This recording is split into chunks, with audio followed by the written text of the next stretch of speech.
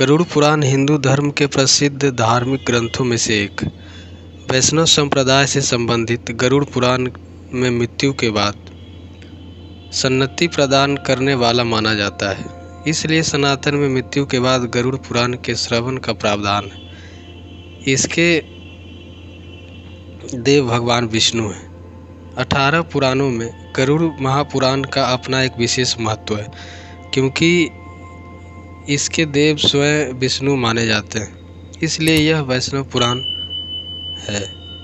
गरुड़ पुराण के अनुसार हमारे कर्मों का फल हमें हमारे जीवन में तो मिलता ही है, परंतु मरने के बाद कार्यों का अच्छा बुरा फल मिलता है। इस वजह से इस ज्ञान को प्राप्त करने के लिए घर के किसी सदस्य की मृत्यु के बाद का अवसर निर्धारित किया गया है, ताकि उस समय हम जन्म मृत्यु से जुड़े सभी सत्य जान सके और मृत्युवश बिछड़ने वाले सदस्य का दुख कम हो सके।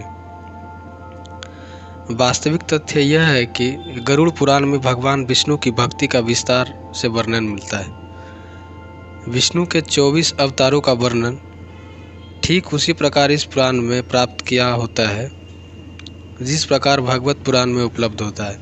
आरंभ में मनु से सृष्टि की उत्पत्ति, ध्रुव चरित्र और 12 आदित्यों की कथा प्राप्त होती है। उसके उपरांत सूर्य और चंद्र के ग्रहों के मंत्र, शिव पार्वती मंत्र, इंद्र से संबंधित मंत्र, देवी सरस्वती के मंत्र और 9 शक्तियों के विषय में विस्तार से बताया गया है। गरुड़ पुराण में 19,000 श्लोक कहे जाते हैं, किंतु वर्तमान समय में कुल 7,000 श्लोक ही उपलब्ध हैं। इस पुराण को 2 भागों में रखकर देखते हैं। पहले भाग में विष्णु भक्ति और उपासना की विधियों का उल्लेख है तथा मृत्यु के उपरांत प्रायः गरुड़ पुराण के श्रवण का प्रावधान है। दूसरे भाग में प्रेत कल्प का विस्तार से वर्णन करते हुए विभिन्न नरकों में जीव के पड़ने का वृतांत है। इसमें मरने के बाद मनुष्य की क्या गति होती है, उसका किस प्रकार की योनियों में जन्म होता है, प्रेत योनि से मुक्त कैसे पाई जाती है, श्राद्ध और पितृकर्म किस तरह करने चाहिए तथा नरकों के दारुण दुख से कैसे मोक्ष प्राप्त किया जा सकता है, आदि विषयों का विस्तार पूर्वक वर्णन प्राप्त होता है। इस पुराण में एक कथा है। कथा इस प्रकार है। महर्षि कश्यप और तक्षक नाग को लेकर एक सुंदर व्याख्यान दिया गया है। ऋषि के श्राप से जब राजा परीक्षित को तक्षक नाग डसने जा रहा था, तब मार्ग में उसकी भेंट कश्यप ऋषि से हुई। तक्षक ने ब्राह्मण का वेश धरकर उनसे पूछा कि वे इस तरह उतावली में कहाँ जा रहे हैं। इस पर कश्यप ने कहा कि तक्षक नाग महाराज परीक्षित को डसने वाला है। मैं उनका विष प्रभाव दूर करने जा रहा हूँ और उन्हें पुनः जीवन प्रदान करने जा रहा हूँ। यह सुनकर तक्षक ने अपना परिचय दिया और उनसे लौट जाने के लिए कहा, क्योंकि उसके विष प्रभाव से आज तक कोई भी व्यक्ति जीवित नहीं बचा था। तब कश्यप ऋषि ने कहा कि वे अपनी मंत्र शक्ति से राजा परीक्षित का विष प्रभाव दूर कर देंगे। इस पर तक्षक ने कहा, यदि ऐसी बात है तो आप इस वृक्ष को फिर से हरा भरा करके दिखाइए, मैं इसे डसकर अभी भस्म कर देता हूँ। तक्षक नाग ने निकट ही स्थित एक वृक्ष को अपने विष के प्रभाव से तत्काल भस्म कर दिया। इस पर कश्यप ऋषि ने उस वृक्ष की भस्म जमा करके अपना मंत्र फूका। तभी तक्षक ने आश्चर्य से देखा कि उस भस्म में से कोपल फूट आई और देखते ही देखते वह हरा भरा वृक्ष हो गया। हैरान तक्षक ने ऋषि से पूछा कि वे राजा का भला करने किस कारण से जा रहे हैं। ऋषि ने उत्तर दिया कि उन्हें वहाँ से प्रचुर धन की प्राप्ति होगी। इस पर तक्षक ने उन्हें उनकी संभावना से भी अधिक धन देकर उन्हें वापस भेज दिया। गरुड़ पुराण में कहा गया है कि कश्यप ऋषि का यह प्रभाव गरुड़ पुराण सुनने से भी बड़ा था। इस पुराण में नीति संबंधी सार तत्व, आयुर्वेद, गया तीर्थ का व्याख्यान, श्राद्ध विधि, दशावतार चरित्र तथा सूर्य चंद्र वंशों का वर्णन विस्तार से प्राप्त होता है। बीच बीच में कुछ अन्य वंशों का भी उल्लेख है। इसके अतिरिक्त गारुड़ी विद्या मंत्र, जो कि पक्षी ओम स्वाहा है, और विष्णु पंजर स्तोत्र आदि का वर्णन भी मिलता है।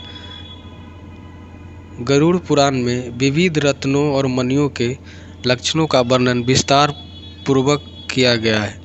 साथ ही हिंदू ज्योतिष, सामुद्रिक शास्त्र, सांपों के लक्षण, धर्मशास्त्र, विनायक शांति, वर्णाश्रम, धर्म व्यवस्था, विविध व्रत उपवास, संपूर्ण अष्टांग योग, पति व्रत, धर्म, महात्म्य, जप तप कीर्तन और पूजा विधि आदि का भी विस्तार से उल्लेख किया गया है। इस पुराण के प्रेत कल्प में 35 अध्याय है, जिसका प्रचलन सबसे अधिक हिंदू धर्म में। इन 35 अध्यायों में यमलोक, प्रेतलोक और प्रेत योनि क्यों प्राप्त होती है, इसके कारण, दान, महिमा, प्रेत योनि से बचने के लिए क्या उपाय हैं, अनुष्ठान और श्राद्ध कर्म आदि का वर्णन विस्तार से किया गया है। ये सारी बातें मृत्यु को प्राप्त व्यक्ति के परिवार वालों पर गहरा प्रभाव डालती है। वे दिवंगत व्यक्ति की सन्नति और मोक्ष के लिए पुराण विधान के अनुसार भरपूर दान दक्षिणा देने के लिए तत्पर हो जाते हैं। इस पुराण का उद्देश्य भी यही मालूम करना है। इस पुराण में नरक वर्णन भी किया गया है। गरुड़ पुराण के दूसरे अध्याय में यह वर्णन मिलता है। इसके अनुसार गरुड़ ने कहा, हे केशव, यमलोक का मार्ग किस प्रकार दुखदायी होता है? पापी लोग वहाँ किस प्रकार जाते हैं, मुझे बताइए। भगवान बोले, हे गरुड़, महान दुख प्रदान करने वाले यम मार्ग के विषय में मैं तुमसे कहता हूँ, मेरा भक्त होने पर भी तुम उसे सुनकर काँप उठोगे। यम मार्ग में वृक्ष की छाया नहीं है, अन्न आदि भी नहीं है, वहाँ कहीं जल भी नहीं है। वहाँ प्रलय काल की भांति 12 सूर्य तपते हैं। उस मार्ग से जाता हुआ पापी कभी बर्फीली हवा से पीड़ित होता है तो कभी कांटे चुभते हैं, कभी विषधर सांपों द्वारा डसा जाता है, कहीं अग्नि से जलाया जाता है, कहीं सिंहों, व्याघ्रों और भयंकर कुत्तों द्वारा खाया जाता है तो कहीं बिच्छुओं द्वारा डसा जाता है। इसके बाद वह भयंकर 80 पत्र वन नामक नरक में पहुंचता है, जो 2000 योजन के विस्तार वाला है। वह वन कौओं, उल्लुओं, गीधों, सरघों तथा डांसों से व्याप्त है। उसमें चारों ओर दावाग्नि है। वह जीव कहीं अंधे कुएं में गिरता है, कहीं पर्वत से गिरता है, कहीं छुरे की धार पर चलता है, कहीं कीलों के ऊपर चलता है, कहीं घने अंधकार में गिरता है, कहीं उग्र जाल में गिरता है, कहीं जोकों से भरे हुए कीचड़ में गिरता है, कहीं तपी हुई बालुका से व्याप्त और धधकते ताम्रमय मार्ग, कहीं अंगार राशि, कहीं अत्यधिक धुएं से भरे मार्ग पर उसे चलना पड़ता है,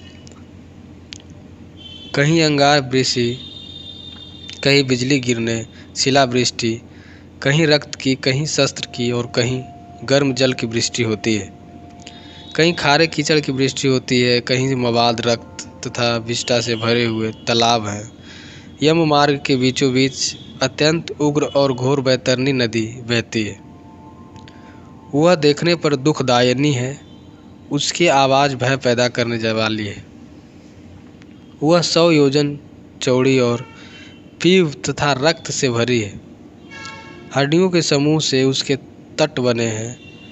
यह विशाल घड़ियालों से भरी है।